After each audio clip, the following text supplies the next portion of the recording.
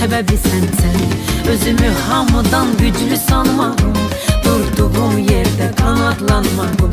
Benim sevinmeyim, yaşadlanmağım, yine de sebebi sensen.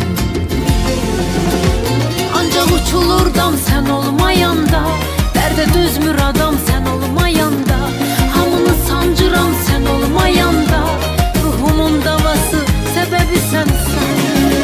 Kalmayıp kalbimin daha gileği, gemli çemenimin açıp çiçeği.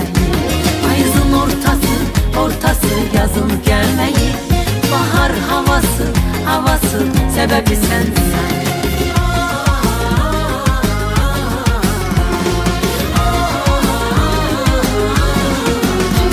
Yine ucadadır yeri taxtımın, kızıl devranıdır indi vaxtımın. Sınık taleyimin bağlı baxtımın, açılan kapısı sebebi sensen. Yine ucadadır yeri taxtımın, kızıl devranıdır indi vaxtımın.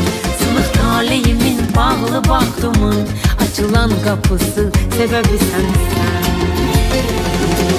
Ancak uçulurdam sen olmayanda, derde düzmür adam sen olmayanda.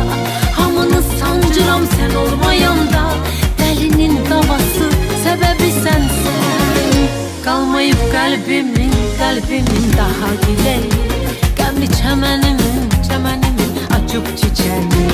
Ayızın ortası yazın gelmeyi, bahar havası sebebi sensin.